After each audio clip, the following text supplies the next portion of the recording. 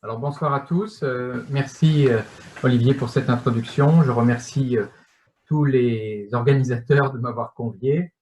Euh, Tu m'as invité à dire quelques mots de là où je suis, d'où je parle. Je crois que c'est important. Je parle donc de la ferme Clarisse, Lézan, qui est le centre du monde, comme vous le savez, et euh, qui est un lieu d'hébergement, qui offre de l'hébergement, du ressourcement, du logement adapté, de l'hébergement social. Il est conduit par une association qui s'appelle la GERC, une association de solidarité chrétienne. Voilà. Pour en arriver à cette place, j'ai dû beaucoup changer et Dieu a usé beaucoup de grâce envers moi pour me faire quitter mes certitudes qui étaient comme des forteresses, pour me permettre de laisser couler la grâce par son Saint-Esprit. Et ici, il a aussi utilisé mon épouse Martine. Et c'est pas terminé, j'espère encore pouvoir grandir dans cette grâce. Voilà, alors vous avez vu que par rapport aux autres orateurs, j'ai le privilège de l'âge, donc j'ai négocié de pouvoir parler pendant 2 heures au lieu d'une demi-heure, alors accrochez-vous, non, bon, je blague. Et j'essaye d'observer le monde, peut-être depuis un petit peu plus longtemps, quelques 10 ans ou 15 ans de plus que les autres orateurs, et je note des choses. Et alors, après, j'essaye d'en faire part, mais comme je vieillis, je dois répéter sans doute un peu les mêmes idées. Donc, il y a des choses que certains, s'il y a des gens de Balègue, j'ai exposé certaines choses il y a 2 ans, à Valence aussi, il y a 6 mois. Bon, voilà. Donc, si je me répète, ben, vous pouvez partir. C'est ça qui est avantageux avec des conférences comme ça. C'est comme, on n'est pas comme dans une salle de réunion, quand il y en a un qui se lève, on se demande s'il a la colique, tandis que là, ben, personne ne s'aperçoit si vous partez. Alors, la différence aussi, c'est que moi, je ne suis pas vraiment un enseignant. Je suis très impressionné par les exposés des autres, et Cédric tout à l'heure a fait un exposé formidable. Je suis un peu plus brouillon, voilà, ça bouscule un peu, et je ne sais pas toujours bien organiser comme il faut mes pensées. Alors, si ça vous convient, ben, merci. Si ça ne vous convient pas, ben, vous oubliez un peu ce que j'ai dit, et vous ferez le tri dans ce que j'ai dit, et ça ne me gêne pas du tout. Ma prière, c'est que Dieu me soit en aide, et puis que vous soyez habités un peu plus par cette joie imprenable qui nous permet de prendre la route. Voilà. Alors, agir dans un monde en crise, je dirais quelques mots sur la crise, le monde, de quoi on parle. Et puis ensuite, agir. Agir, c'est le thème, donc ce sera quelle base pour notre action. Et puis, on regardera d'un peu plus près qu'est-ce qui change dans ce monde. Enfin, finalement, on parle de crise, donc qu'est-ce qui change, en quoi ça nous concerne. Et puis, bah, si le monde change, est-ce que l'Église, est-ce qu'elle change? Est-ce qu'elle est en route? Et puis, toi aussi, est-ce que tu es en route? Et on terminera en se demandant quel mur nous sommes en train de franchir, ou oui ou non. Alors, la crise, le mot lui-même vient donc du latin, crisis, qui veut dire assaut, qui veut dire manifestation grave d'une maladie. Il vient aussi du grec, le même mot, crisis, qui veut dire juger, séparer, distinguer. Alors, ça provient d'une racine indo-européenne qui signifie juger, distinguer, passer au tamis, passer au crible. Donc, vous voyez le lien entre ces pensées. Quand on passe au crible, c'est du discernement, mais c'est en même temps une épreuve qui sépare ce qui est inutile de ce qui est inutile.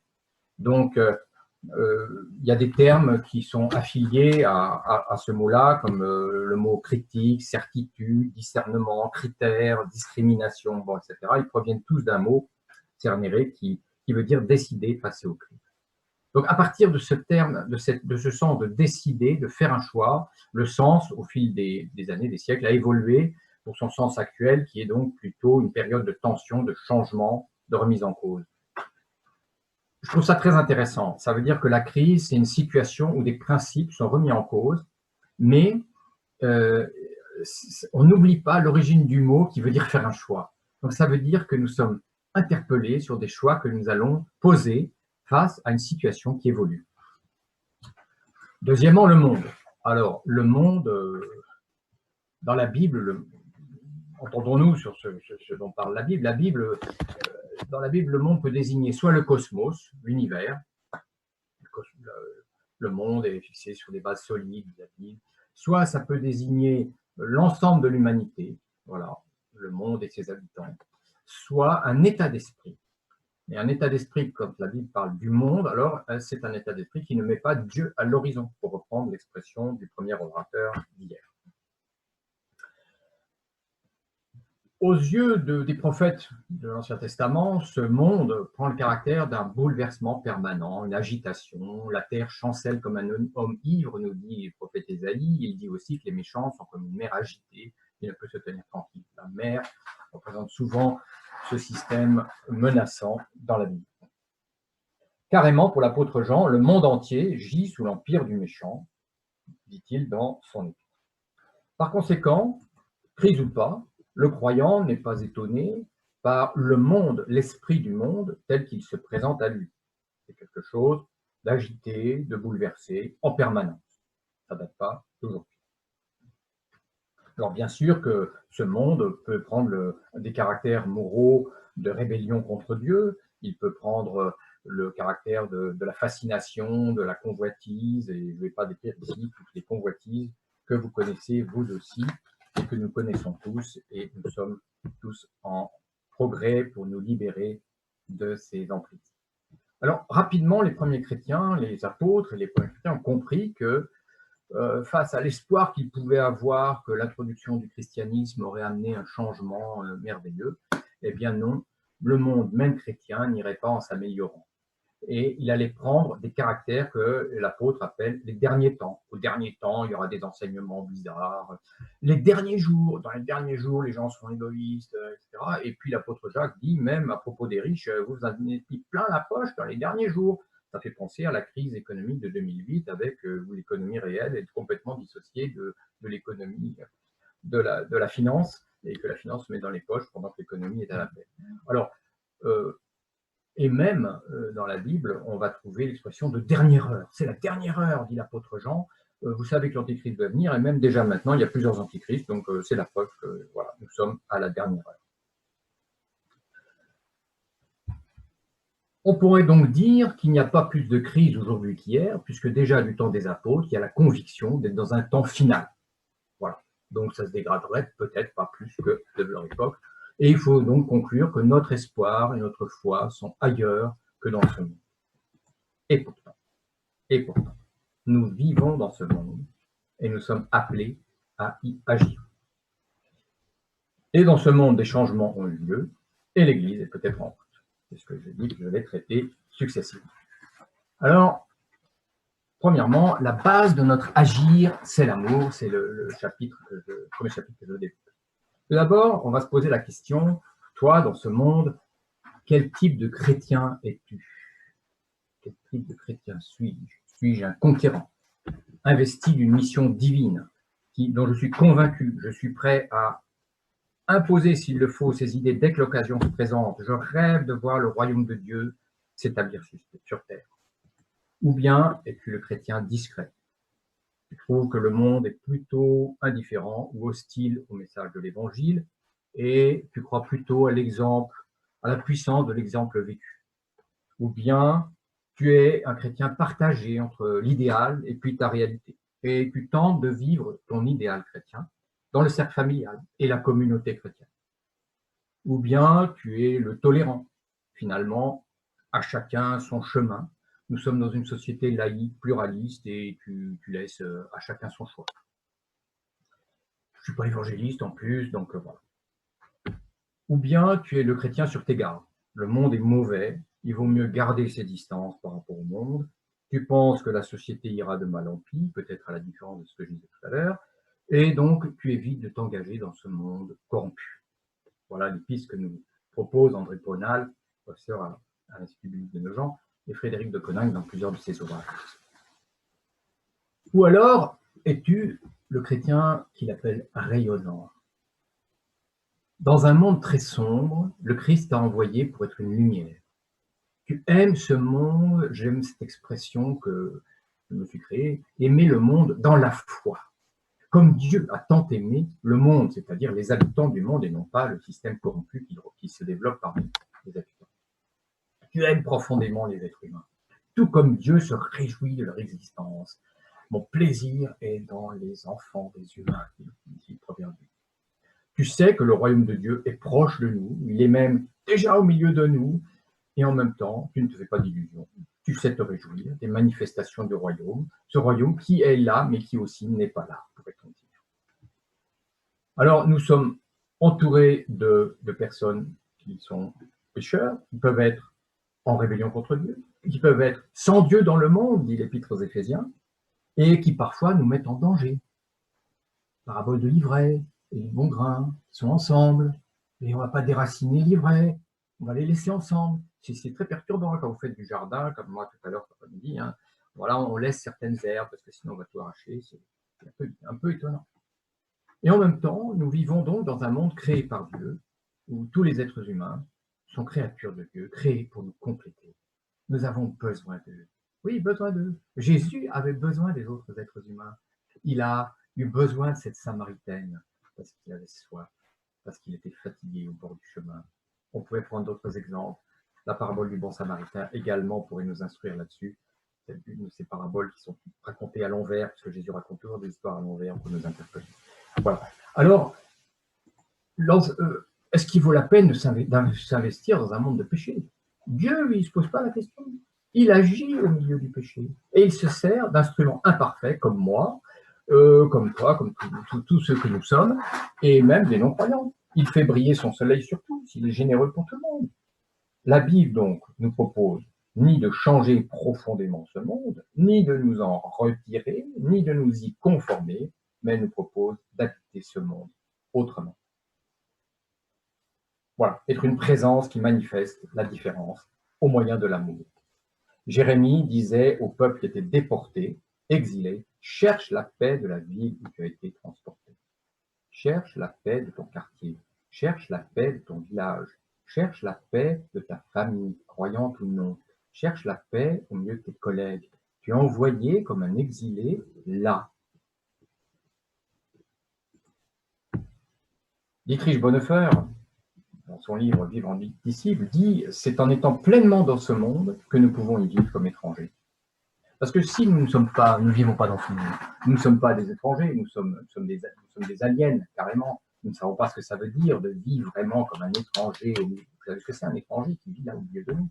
Il vit pleinement au milieu de nous. Et voilà, Dietrich Bonhoeffer, croyant, protestant allemand, qui a résisté au nazisme.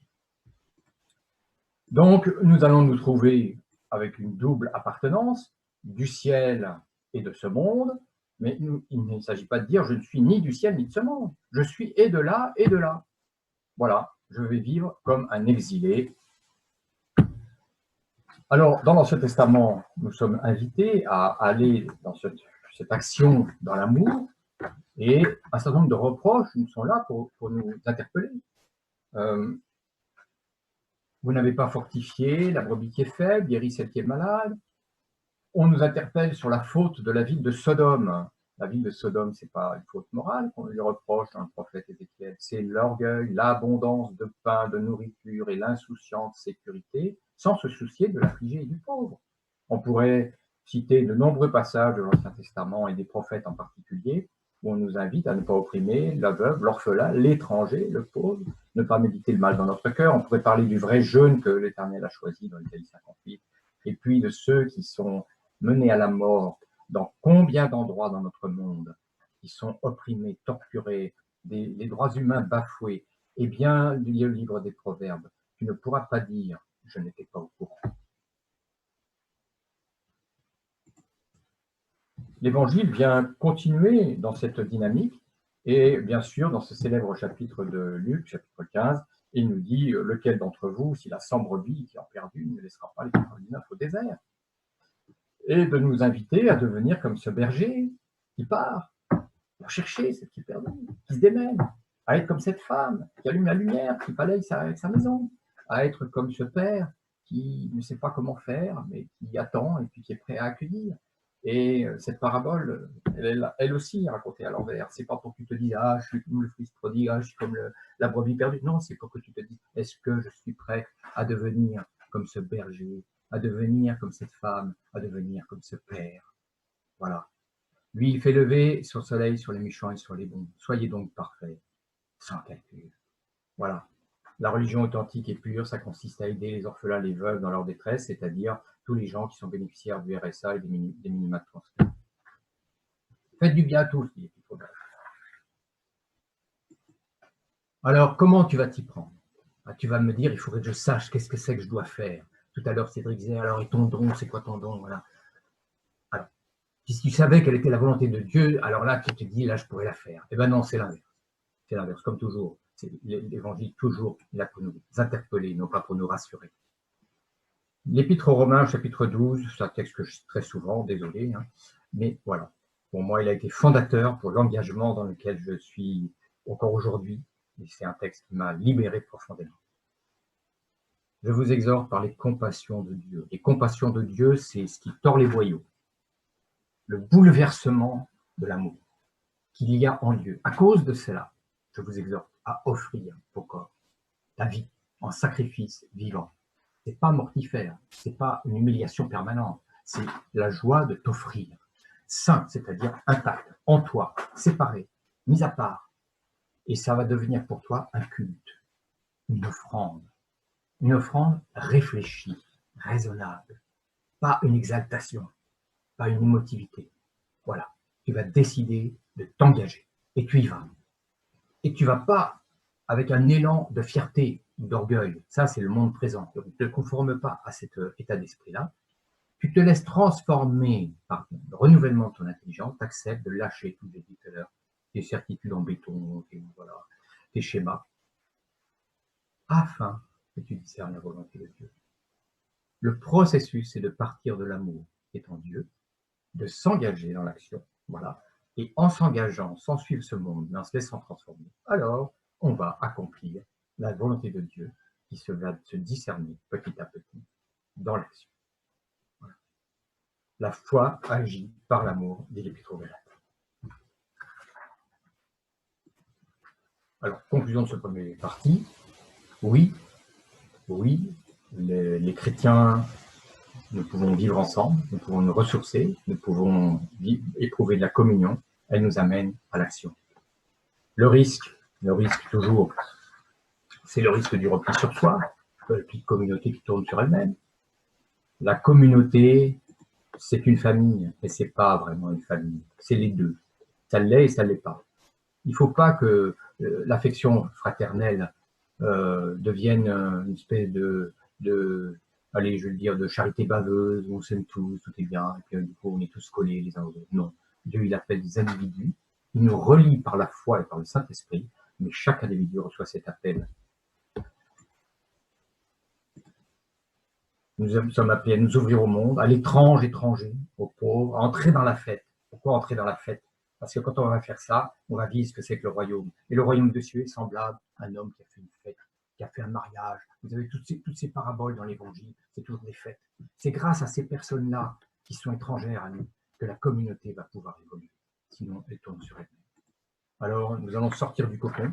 Et bien, dans la communauté, vous ne ferez pas adhérer tout le monde, mais quand la majorité des membres a décidé consciemment de briser ces barrières, sortir du cocon des amitiés, pour tendre la main à ceux qu'on pourrait considérer comme des ennemis en quelque sorte, eh bien, à ce moment-là, la communauté peut devenir une source de vie. Alors, deuxièmement, maintenant, mon point suivant, c'est dans ce monde, qu'est-ce qui s'est donc passé? Qu'est-ce qui est en train de se passer? Alors, je n'aborderai que quelques points, mais que j'ai déjà traités ici. Voilà. Tout d'abord, la différence entre les pays du Nord et les pays du Sud, pour le dire schématiquement, elle n'existe plus trop. Il faut abandonner notre esprit colonialiste dans lequel il faut aller annoncer l'évangile dans les pays du Sud. Voilà. Eux-mêmes nous sont en aide, comme nous leur sommes en aide, et comme tous ensemble. Il n'y a qu'une seule vision aujourd'hui de ce monde. Voilà. Nous sommes dans l'interculturalité, donc le monde a changé profondément. Mais il y a encore des relents de ça, malheureusement, partout, et y compris dans nos églises. Deuxièmement, le monde a changé parce qu'il se base sur l'expérience personnelle. L'expérience personnelle, c'est-à-dire qu'on s'appuie beaucoup sur le présent, sur ce qu'on vit, pour bâtir l'avenir. c'est quelque chose qui est très fort aujourd'hui et dont nous devons tenir compte. Autrefois, on s'appuyait beaucoup sur, disons, le passé ou l'histoire ou les expériences passées pour bâtir. C'est pas gênant parce que le Seigneur nous invite, nous aussi, à vivre des expériences personnelles de foi avec lui. Donc nous pouvons rencontrer nos concitoyens sur ce terrain. C'est un monde où les choix sont multiples. Là, c'est un peu plus compliqué. C'est-à-dire qu'il y a une véritable ivresse de liberté, en même temps qu'une difficulté pour se repérer. Et je sais que plusieurs jeunes peuvent me dire il y a tellement de possibles que ça me terrifie. Voilà, c'est une société aux choix multiples. Je pense que c'est une chance pour le christianisme parce que le Dieu de la Bible, il dit à Salomon, qu'est-ce que tu veux que je te donne? Donc, il nous interpelle notre liberté pour nous aider. Mais alors, nous avons l'aide du Saint-Esprit, nous avons l'aide de l'amour sur lequel nous sommes fondés. Voilà. Et nous savons que nous sommes des humains, nous sommes limités, donc nous ne pourrons pas tout faire. Nous allons, par la grâce, faire des choix. Et l'avantage de la foi, c'est qu'elle nous pose aussi quand même quelques limites, quelques repères, des limites de choix de vie qui structurent notre liberté quand même et nous évitent de nous perdre. Mais nos concitoyens sont face à cette expérience de vie. C'est un monde qui est traversé par de nombreuses questions éthiques, parce qu'aujourd'hui, toutes choses peuvent être mises en cause. Donc, ça nécessite une réflexion. Là encore, nous ne sommes pas sans réponse parce que nous avons un texte fondateur qui est la vision que nous avons de l'être humain. Et je reviens tout le temps sur le texte de Genèse, chapitre 1 et 2, pour fonder notre éthique. Bon, je ne peux pas le développer là, mais ici, on a une vision qu'on appelle la vision que nous avons de l'être humain peut nous aider profondément pour ces choix. C'est une civilisation du numérique, c'est une civilisation, donc évidemment, avec une rapidité, une réponse immédiate, avec des simulations. Voilà. Donc, nous avons à apprendre le temps long, comme dit notre président de la République. Il aime bien cette expression. Nous avons à apprendre hier, au lieu de réagir, comment nous allons répondre. Ça, c'est un changement qui est là dans le monde très présent, auquel nous pouvons nous réfléchir un peu différemment. C'est un monde qui est traversé par des besoins de spiritualité énormes. Pour donner du sens à l'existence, qui prouve que l'être humain a toujours besoin de donner ce sens. Ce qu'il y a de différent, c'est qu'aujourd'hui, nous sommes dans une société de l'individu, et donc, y compris dans la spiritualité, il y a la tentation de ne vivre que des spiritualités qui me correspondent, et il y a peut-être une difficulté à adhérer à des groupes. Ça a été évoqué tout à l'heure par Cédric, dans l'Église. Il faut accepter qu'il n'y aura plus aujourd'hui des grosses institutions qui vont structurer le monde. Les partis politiques sont à la peine, les syndicats sont à la peine, les églises sont à la peine. C'est une réalité. Ça ne veut pas dire qu'on ne trouve pas des moyens de faire des choses ensemble. Il y a des espaces collaboratifs extraordinaires. Nous, je suis responsable d'une association et je vois bien que plein de gens viennent donner des coups de main, il y a beaucoup de bénévoles, il y a des services civiques, il y a toutes sortes d'engagements. Moi, les jeunes, je les trouve engagés. Ils le vivent de manière différente, c'est-à-dire c'est pas il n'y aura pas de regroupement à l'intérieur de systèmes qui représentent des contraintes, il ne faut pas penser ça. Il n'y a plus de grandes figures non plus qui rassemblent des gens. Donc, il y a tout cela, ça va ensemble avec ces choix multiples, mais les engagements sont possibles. Donc, c'est à nous de voir comment permettre à des personnes de s'engager, même si c'est temporairement, voilà, sans exiger d'eux qu'ils signent quelque chose, qu'on dise, ça y est, vous êtes membre de je ne sais pas quoi, là c'est la catastrophe, il fait fuir tout le monde. Et puis, c'est un monde qui est traversé par la question environnementale. C'est une question cruciale pour aujourd'hui. On peut dire que les chrétiens évangéliques n'ont malheureusement pas été les premiers à réagir sur cette question. Il faut tirer le chapeau aux croyants, aux orthodoxes, et puis ensuite au pape François, avec l'encyclique Laudato Si. Mais là, nous sommes tous concernés. Alors, vous n'êtes pas tous des Greta Thunberg, mais voilà, nous avons tous des réponses à apporter. Et là encore, le chrétien, il est fondé sur l'espérance. Donc, il ne va pas apporter ses réponses dans la panique. Voilà, il y a des tas de mouvements de panique ou de culpabilisation. Non, on est face à des défis et on va apporter notre pierre dans la construction à la réponse. Le monde a changé. Donc tout ça, vous pouvez l'appeler une crise si vous voulez. Le peuple, le monde, il est dispersé. Tout le monde se vit comme dispersé. Ben, nous, ça ne nous étonne pas. Parce que nous, on est sel de la terre. Donc vous êtes d'accord que le sel, on n'en fait pas des petits tas. Donc les chrétiens, on est préparés à ce changement, à vivre comme dispersés, comme le sel dans la soupe. Voilà. Mais pour ça, il faut qu'on ait une foi solide, pour ne pas se sentir perdu. Mais c'est notre vocation de vivre aussi comme un peuple dispersé. La transmission s'opère aussi par des modalités très nouvelles. Voilà. C'est plus le professeur, il n'a plus voilà, la même. Son autorité ne fonctionne plus comme avant. C'est le philosophe Olivier Serre qui a beaucoup décrit ça, Michel Serre qui a beaucoup décrit ça, parce que le savoir, il n'a plus d'autorité à cause de son savoir. Parce que le savoir, vous pouvez le trouver sur Internet en 5 minutes, donc c'est pas ça. Mais l'autorité, ça vient d'un mot augere qui veut dire augmenter. Donc l'autorité, c'est la capacité de faire grandir, la capacité de faire accroître, d'augmenter. Et Jésus, on lui reconnaissait cette autorité parce qu'il était capable de faire grandir les gens. Il les aidait à prendre conscience de qui ils étaient. Voilà. Donc la transmission, elle s'opère aujourd'hui de cette façon. On n'est pas étonné, le Christ nous a appris ça. Donc finalement, crise ou pas crise, c'est des grands changements, mais nous pouvons avoir des réponses dans les. Et la société de l'individu, eh bien oui, c'est une société, la société de l'individu. L'individu, ça vous dérange? Mais non, c'est un des grands résultats de la réforme. L'individu. Avant, on croyait par l'intermédiaire, on croyait être sauvé par l'intermédiaire de toutes sortes de médiateurs, y compris le prêtre, par lequel le salut était dispensé. Mais avec la réforme, on a développé la pensée que c'est l'individu qui croit pour lui-même. Bon, aujourd'hui, nos frères catholiques croient aussi, bien sûr, de cette façon. Mais voilà, ce qu'est l'individu, c'est pas très étranger. Et Jésus, il s'adressait à une personne et il ne s'adressait pas à tout son clan. Voilà. Donc, c'est tout à fait possible pour nous. L'amour du prochain, il devient rencontre. Parce que notre société a besoin de rencontres à cause de l'isolement. Et l'étranger va beaucoup nous aider à cela parce qu'il nous déplace de nos certitudes et il nous oblige à nous arrêter. C'est ce qu'on pourrait appeler la bénédiction de Babel, c'est-à-dire que le fait qu'on ne se comprenne pas, ça nous oblige à nous arrêter. Babel, on veut tous être semblables, tous pareils, tous parler pareil. Et cette malédiction-bénédiction, en réalité, c'est fait pour qu'on s'arrête et qu'on prenne le temps d'essayer de se comprendre. Voilà, alors ce monde qui a changé, il est complexe, c'est vrai, mais nous savons que dans un monde complexe, les gens ont l'impression d'avoir des montagnes devant eux, et Jean le Baptiseur nous a dit qu'il était là, préparé, envoyé pour que les montagnes soient abaissées, que les vallées soient relevées, afin que toute chair aperçoive le salut de Dieu.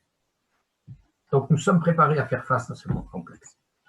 C'est un monde du profit, du résultat, de l'efficacité, de la rentabilité, d'un certain côté, parce que notre monde est traversé par des courants contraires. Mais il y a une partie de notre monde qui est traversée par ça. Nous agissons sans calcul. Pourquoi? Parce que nous avons une espèce d'innocence. Jésus avait cette innocence. L'Épître aux Hébreux nous dit qu'il était saint, innocent, sans souillure. Il y a une espèce d'innocence dans notre façon d'être. Il fait lever son soleil sur les méchants et sur les bons. Voilà. C'est un monde de l'angoisse, parce qu'il y a de l'imprévisible, voilà, on a vu avec le virus, on a vu avec la question environnementale, etc. Alors nous devons accueillir sans juger, ne pas trier, pas essayer de comprendre pourquoi les gens sont arrivés là, et pourquoi ils ont peur, et pourquoi. Dans 1 Samuel 22, David, il a accueilli dans la caverne les gens qui étaient criblés de dettes et qui étaient dans les difficultés. Il leur a pas dit « Ah, pourquoi tu es dans les dettes ?» Il les a accueillis. Voilà. C'est un monde du déracinement. Les gens ont voyagé, les gens sont de partout, les gens sont des exilés, il y a des réfugiés, il y a des déplacés, il y a des gens qui n'ont plus de famille, il y a des gens qui ne savent plus qui étaient leurs parents, etc. Donc nous, dans ce monde-là, nous sommes amenés à voyager le chemin de la vie avec eux. Et le bel exemple, c'est Jésus qui s'approche des compagnons d'Emmaüs qui ont perdu tous les repères et il se met à marcher avec eux sur un mauvais chemin, sans se perdre lui-même. Mais il prend ce chemin qui n'était pas le bon, puisque Jésus leur avait dit de rester à Jérusalem. Eh bien, il accompagne ces gens qui n'ont plus de racines, qui ne savent plus, qui sont perturbés. Oui, nous avons une racine profonde dans l'amour du Christ. Et enfin, c'est un monde de la solitude. Et face à cette solitude, nous sommes appelés à bénir, à révéler à l'autre combien il est beau, combien il fait partie du projet créationnel de Dieu qui est magnifique. Tout être humain fait partie de ce projet. Il n'en a pas conscience, mais nous sommes là pour lui révéler combien il est beau. Alors, ce n'est pas des paroles en l'air, ça veut dire réfléchir avant, ça veut dire regarder la personne, ça veut dire avoir vu comment elle fait, ça veut dire avoir pris du temps pour la voir, et puis lui dire quelque chose de vrai. Alors, face à tout ça, dernière partie, l'Église, alors attendez que je regarde mon temps là, parce que mes 2 heures là, non, ça va encore. L'Église est-elle en route? Bon, alors, oui, est-ce qu'il faut vraiment changer? Bah oui, parce que le christianisme, c'est une religion de l'incarnation, et l'adaptation au changement, elle est constitutive du christianisme. Il s'agit d'être utile à notre génération, là, maintenant. C'est ce qu'a fait David, selon l'expression de Acte 13. Il a été utile, il a servi au projet de Dieu en sa génération. Voilà, maintenant, pour aujourd'hui. Alors, l'Église, elle est en route parce que il y a eu une forme d'église traditionnelle dans laquelle l'institution était au cœur. L'Église, ses cultes, ses prières, ses éducations des membres, envoyait des gens en mission, qui développaient des dispensaires ou des écoles. Elle faisait aussi des actions d'évangélisation. Et de temps en temps, certaines églises pensaient à l'entraide sociale, mais ce n'était pas toujours le cas. Ce schéma a fonctionné pendant très très longtemps. Et puis, il s'est mué avec une grande réflexion qui a eu lieu depuis les années 70, à ce qu'on a appelé avec la déclaration de Lausanne, qui a été suivie par la déclaration du Cap, sur qu'est-ce que c'était qu'une église évangélique qu'on voulait attractive. C'est qu'on s'est rendu compte que ce n'était pas un schéma linéaire, mais que tout interagissait. C'est-à-dire que le fait de partir en mission nourrissait la vie de l'église, et que ce n'était pas simplement l'église qui envoyait des gens comme ça, là-bas, dont on avait de temps en temps des nouvelles. Non, la mission nourrissait le culte permettait de soutien à la mission, les écoles de même, les dispensaires, tout était en lien les uns avec les autres. Ce schéma, il fonctionne encore. Le premier aussi, il fonctionne encore, hein, c'est une communauté. Il est maintenant, depuis les années 2000, il est remis en cause parce que notre monde, je viens de le dire, a changé très vite, beaucoup. Donc, j'ai fait un autre petit schéma pour vous décrire ce qu'on appelle l'église missionnelle, c'est-à-dire elle n'est pas missionnaire, elle est mission elle-même. Pour reprendre l'expression d'un ouvrage voilà, qui a écrit par un prêtre qui s'appelle Georges Augustin, qui dit « Je suis une mission ». Voilà, je suis une mission. Je ne suis pas en mission. Il n'y a pas de mission spécifique. C'est Dieu qui a une mission sur Terre. C'est Dieu qui a une mission sur Terre. Et il l'accomplit à travers ceux qu'il a qualifiés. Voilà. Et son Église rassemble par ce fil invisible tous ceux qui sont animés par cet esprit et qui sont donc missionnaires. Cette Église, elle est à la fois dispersée, comme je l'ai dit tout à l'heure, et rassemblée, parce qu'elle a des temps où elle se rassemble, et puis des temps où elle est complètement dispersée. Et c'est, quand elle est dispersée, elle est toujours l'Église. Voilà. Donc, je vous ai mis tout ce qui peut exister, encore vous. Non, je n'ai pas mis tout, j'ai mis plein de choses qui peuvent exister, et j'ai mis un contour flou, c'est-à-dire que le contour de l'Église, il est flou. C'est-à-dire que vous avez, quand vous faites du soutien à la parentalité ou de l'aide alimentaire, les gens qui sont là, ben, ils sont au bénéfice de votre Église, mais ils sont là, ils sont dans votre cercle. Et peut-être ils viennent vous aider, comme Jésus a reçu l'aide de plein de gens qui n'étaient pas forcément encore dans la foi. Mais il pouvait leur dire, tu n'es pas loin du royaume de Dieu. Et puis tout d'un coup, une discussion pouvait naître. Mais il n'était pas en train de trier. Ceux qui ne sont pas contre nous, ils sont avec nous, disait Jésus. Il n'y a pas à commencer à vouloir nous mettre dans la position du Dieu, de dire, ah ben celui-là, c'est un vrai chrétien. Expression épouvantable. Voilà. Non, il n'y a pas de vrai, de faux, de quoi que ce soit. Nous sommes la mission de Dieu. Nous sommes inscrits dans cette mission. Quoi que nous fassions, où que nous soyons, nous sommes Église. Voilà. Quand je suis à la ferme Clarisse, je suis en Église. Voilà. Alors, je vais développer encore un tout petit peu. Dans Jean 20, Jésus a dit, comme le Père m'a envoyé, moi aussi je vous envoie. Ce qu'on appelle la mission intégrale, c'est-à-dire que quand vous voyez Jésus, vous n'êtes pas en train de disséquer les moments où Jésus était en train de nourrir les foules, les moments où il les enseignait, les moments où il guérissait, les moments où il se retirait pour prier. C'est des Jésus différents. Qu'est-ce qu'il y a? Jésus, il se laissait interrompre à tout moment par une chose, par l'autre, et tout à coup, il passait d'un registre à l'autre. C'était lui, c'est une seule personne. Eh bien, comme le Père m'a envoyé, moi aussi, je vous envoie. Voilà. C'est pas pour disséquer les trucs, l'église, le machin, les œuvres. Si vous dites il y a l'église et les œuvres, ça y est, c'est raté. On est à côté de la question. Il n'y a pas l'église et ses œuvres, il n'y a pas l'église et ses missions, il n'y a pas l'église et son action. Il y a l'église qui est constituée de tous les membres du corps de Christ, c'est tout. Et il n'y a pas, si vous commencez à les séparer en disant il y a ça et ça, ben déjà c'est perdu. Non, la mission, elle est intégrale. Voilà. Donc, il faut que nous changions nos représentations. Est-ce que nous avons accepté de passer de l'église traditionnelle, fermée, voire même missionnaire, à l'église évangélique un peu plus attractive, puis maintenant à cette église missionnelle, communauté ouverte vers l'extérieur. Sans peur. Sans peur. Le culte n'y est pas un office religieux, mais une vie donnée. Nous l'avons vu dans Romains 12.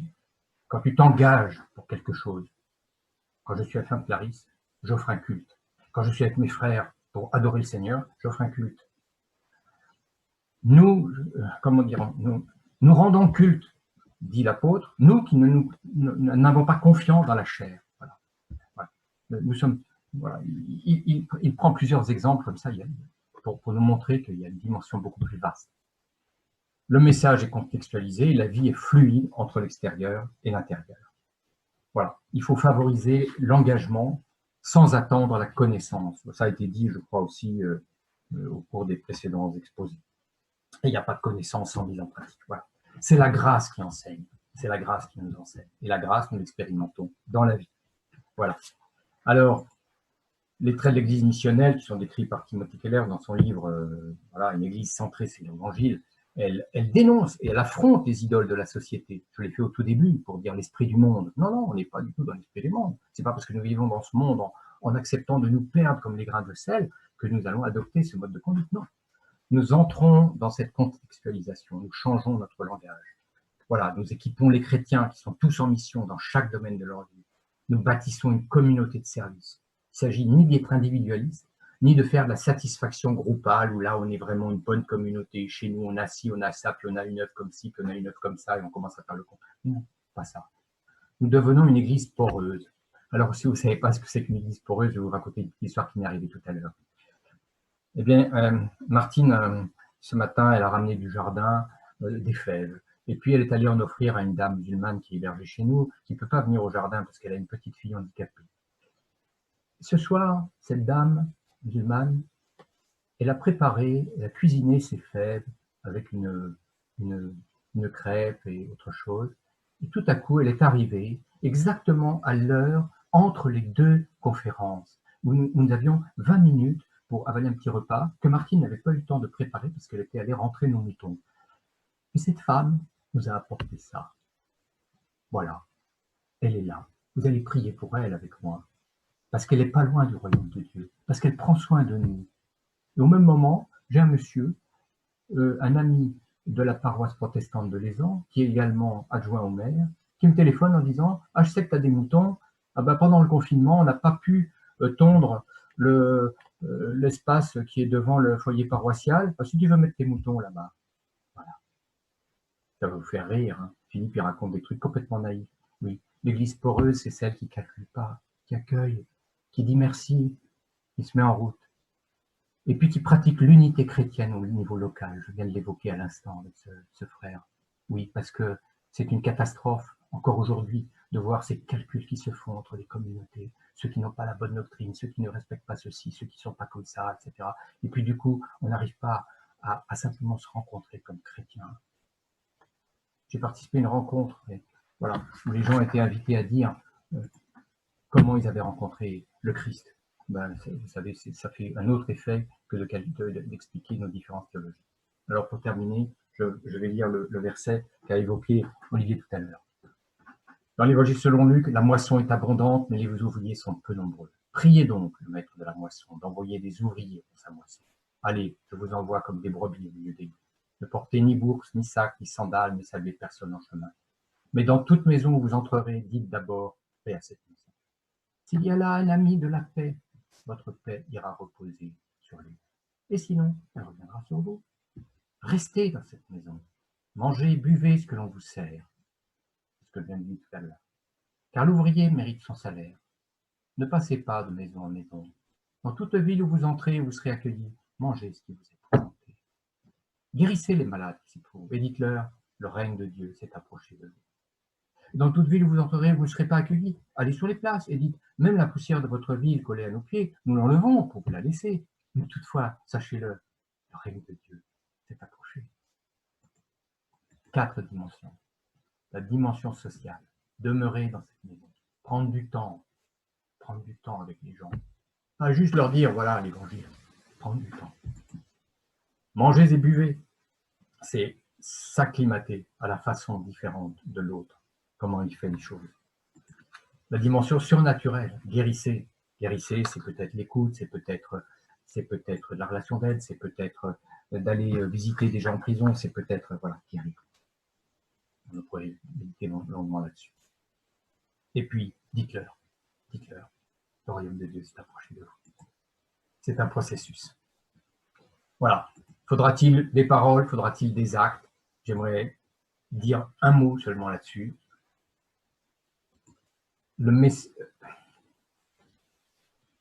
En fait, nous ne faisons pas des actes pour convertir les gens. Nous faisons des actes pour la gloire de Dieu.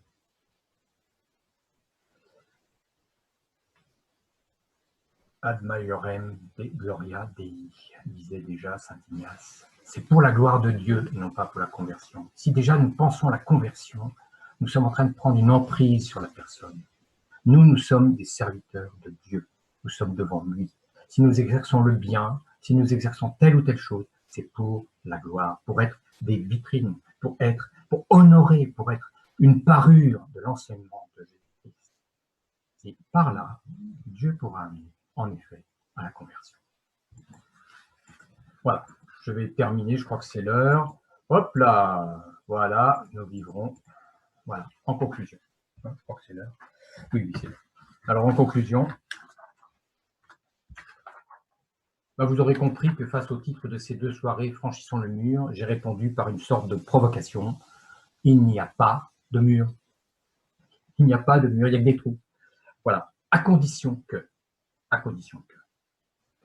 et là j'insiste, à condition que vous sachiez qui vous êtes. Conférence numéro 1. Chrétien, enfant de Dieu. Que votre foi en Jésus-Christ ne dépende pas d'émotions, de signes surnaturels, et que vous sachiez analyser la situation de ce monde avec lucidité, comme le fit autrefois Néhémie. Il fait le tour de la ville, tout seul, pour regarder l'état de dégradation. Et ça, il a fait cette analyse tout seul, avec Dieu, pour pouvoir ensuite entreprendre de bâtir dans un monde en religion. Deuxièmement, vous aurez compris que la crise du confinement que nous traversons n'est pas sans lien avec le message que j'ai tenté de vous apporter. Dans la crise du confinement, il n'y a plus de frontières, ça touche tout le monde, et puis ça atteint encore plus les déshérités. Natalia Trouillet, qui est une journaliste et essayiste chrétienne, écrivait cette semaine « Si les hordes de la misère ne viennent pas déferler dans vos églises à la sortie du confinement, c'est que dans le cœur du pauvre, l'église paroissiale n'est plus un lieu pour lui depuis longtemps, mais elle est l'annexe d'un club pour riches. Que Dieu nous préserve de cette effroyable tranquillité. » Je crois que nous vivons une période d'interpellation. La cathédrale Notre-Dame a brûlé. Le plus grand temple de France est fermé pour cause d'effondrement, risque d'effondrement. La crise du Covid s'est largement développée à partir d'un grand rassemblement évangélique. Donc, les catholiques, les protestants, les évangéliques sont interpellés. Et maintenant, avec la crise, toutes nos églises sont fermées. Plus de liturgie, plus de culte. Où est Dieu, les amis? Alors nous voulons à tout prix réparer Notre-Dame, reconstruire, nous connecter, et c'est très bien, d'ailleurs j'y participe puisque je suis là ce soir avec vous, on répare et on fait comme si, etc. Mais il y a une réflexion à conduire. Où est Dieu quand tout est fermé? Est-ce que tu vas pouvoir le reconnaître, cet homme ressuscité, cet homme de paix, ce compagnon de route qui va te rejoindre? Qui sera-t-il? Celui qui marche avec les gens perdus, cet ami qui s'inquiète de ton activité, de ton retour au travail, de ton chômage. Allons à la pêche, dit Pierre après la résurrection. Jésus est là, il leur prépare un pique-nique. Le reconnaîtras-tu dans ce jardinier que Marie-Madeleine a cru voir dans le jardin de la résurrection? Mes amis, ne nous laissons pas gagner par un establishment chrétien quel qu'il soit. La religion ne deviendra plus jamais notre assurance, en quelle qu'elle soit, l'Église non plus dans sa forme traditionnelle. Notre goût de la tranquillité peut nous paralyser. Oui, nous sommes des ressuscités, et la résurrection, elle a une saveur de l'inconnu. Merci de votre écoute.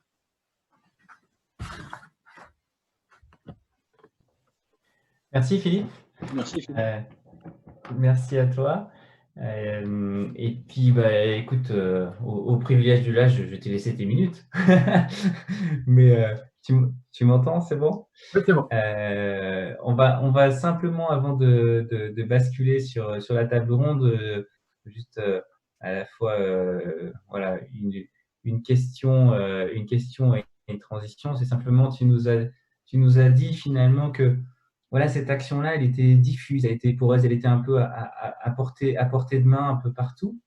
J'aime beaucoup ça parce que voilà, ça veut dire que du coup, je ne suis pas obligé d'attendre que effectivement j'ai mon appel pour faire tel truc ou tel truc pour agir. Par contre, est-ce que du coup, je peux me dire, ah ben ça se fait tout seul?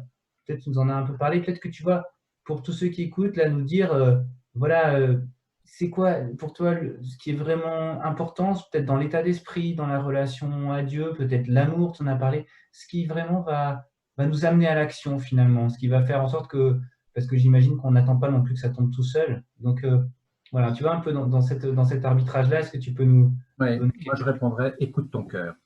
Chacun, on l'a entendu tout à l'heure, a un don, c'est-à-dire il a une sensibilité par rapport à quelque chose.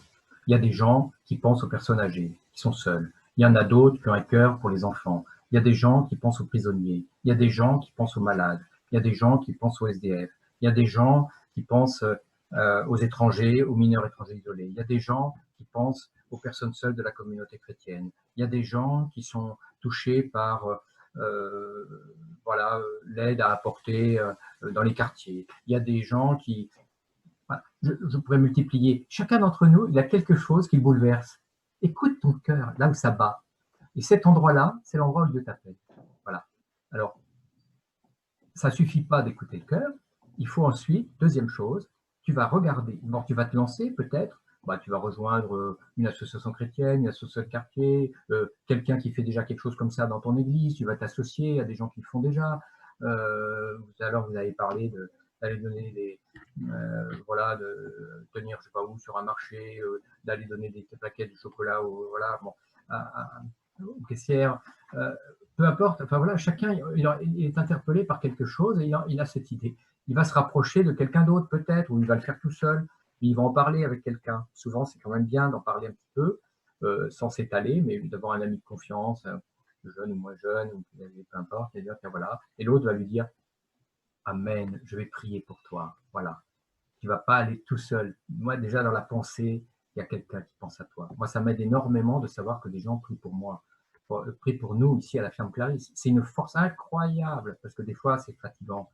Des fois, on ne sait plus comment faire. Et là, le Seigneur m'envoie une pensée. Il dit, attends, Philippe, tu es en train de te croire tout seul. Tu n'es pas tout seul. Il y a plein de gens qui aiment bien ce que tu fais. D'ailleurs, tu me l'as dit tout à l'heure. C'était très touchant. Et ben voilà, c'est une parole qui fait du bien. Et on a besoin de gens quand même qui soient un petit peu au courant de ce qu'on fait. Voilà, donc tu vas aller le dire à quelqu'un.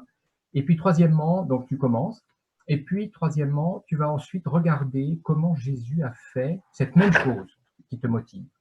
Et là, tu vas relire l'évangile. Il faut recommencer depuis le début. Et tu vas chercher, par rapport à cette cause qui te motive, est-ce qu'il n'y a pas des endroits où Jésus il a été aussi motivé par cette même cause? Et très généralement, on finit par trouver. Et là, on va se dire, ah oui, alors comment il avait fait? Comment il avait fait là? Comment il a fait quand les gens l'ont contredit? Comment il a fait quand voilà, comment il a fait quand il était fatigué? Comment il a fait quand les gens ne comprenaient pas? Comment il a fait? Voilà, vous voyez, il y a toutes sortes de situations comme ça où on va découvrir, comment, depuis Jésus enfant jusqu'à la résurrection. Voilà. Puis bien sûr, dans le livre des Actes, enfin, voilà, on peut trouver ça marche. Va déjà nous apporter beaucoup de choses. Ça ne suffit pas d'avoir le don, ça ne suffit pas d'avoir la qualité, le cœur qui bat. Il faut que ça devienne véritablement un don, c'est-à-dire que Dieu le visite, cette qualité. Nous allons mettre cette qualité à son service, cette compétence, mais il faut que Dieu la visite. Et ainsi, ça va devenir un don spirituel. Hein, voilà, c'est pas simplement une qualité naturelle. Mais souvent, Dieu s'appuie sur nos qualités naturelles. Merci, je pense que ça va nous faire une très bonne transition pour la table ronde, écouter ce qui nous bouleverse, le partager, voir comment Jésus l'a fait et revisiter ça et le laisser visiter par Dieu. Merci beaucoup, Il ne faut pas Philippe. oublier qu'il y en a, ils sont motivés par une étude approfondie des Écritures. Hein. Peut-être qu'ils sont appelés à… Voilà, tout le monde, et moi, par exemple, moi, je ne vais pas dans les rues, je ne sais pas faire ça. Donc voilà, j'en parle parce que c'est un exemple parmi d'autres. Mais il y a des gens qui font de l'étude approfondie des Écritures, ils sont aussi utiles. Voilà. Bah, Chacun… écoute, on a une table ronde justement qui va nous ouvrir à cette diversité d'actions aussi. Merci Philippe et je passe la main à Adrien pour la suite de la table ronde. Merci beaucoup encore pour ce que tu nous as partagé.